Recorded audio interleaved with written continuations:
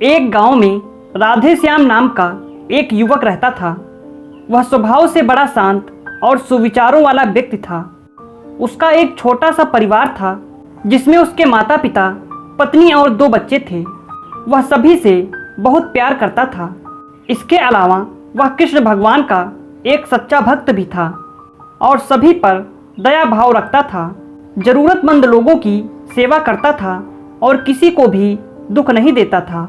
उसके इन्हीं गुणों के कारण कृष्ण भगवान उस पर बहुत प्रसन्न थे और सदैव उसके साथ रहते थे। और राधे श्याम अपने कृष्ण भगवान को देख भी सकता था, उनसे बातें भी करता था। इसके बावजूद उसने कभी भी कृष्ण भगवान से कुछ नहीं मांगा था। कृष्ण भगवान हमेशा उसके साथ रहते थे और वह हमेशा खुश रहता था। राधे श्याम कृष्ण भगवान को अपने मित्र की तरह पुकारता था और उनसे अपने सभी विचारों को बांटता था। एक दिन राधे श्याम के पिता की तबीयत अचानक खराब हो गई। उन्हें अस्पताल में भर्ती किया गया। उसने सभी डॉक्टरों से हाथ जोड़े अपने पिता को बचाने के लिए, लेकिन डॉक्टर ने उनसे कहा कि वह ज़्यादा उम्मीद नहीं दे सकते और उसे भगवान पर भरोसा रखने को कहा। तभी राधे श्याम को कृष्ण भगवान का ख्याल आया और उसने अपने कृष्ण को पुकारा। कृष्ण भगवान राधे श्याम की पुकार सुनते ही दौड़े चले आए और राधे श्याम ने कहा कि मित्र, तुम भगवान हो, मेरे पिता को बचा लो। कृष्ण ने कहा, मित्र, यह मेरे हाथों में नहीं है। अगर मृत्यु का समय होगा तो वह होना तय है। इस बात पर राधे श्याम नाराज हो गया और कृष्ण से लड़ने लगा। गुस्से में उन्हें कोसने लगा।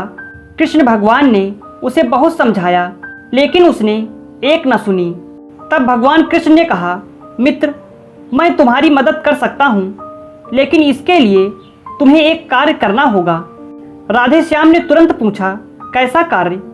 कृष्ण ने कहा, तुम्हें किसी एक घर से मुट्ठी भर ज्वार लानी होगी और ध्यान रखना होगा कि उस घर में कभी किसी की मृत्यु न हुई हो।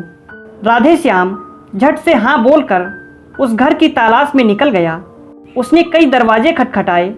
हर घर में ज्वार तो होती, लेकिन ऐसा कोई ना होता जिनके परिवार में कोई मृत्यु ना हुई हो। किसी का पिता, किसी का दादा, किसी का भाई, माँ या बहन गुजरे हुए थे। 2 दिन तक भटकने के बाद भी राधे श्याम को ऐसा एक भी घर नहीं मिला जिसमें किसी की मृत्यु ना हुई हो। तब उसे इस बात का एहसास हुआ कि मृत्यु अटल सत्य है।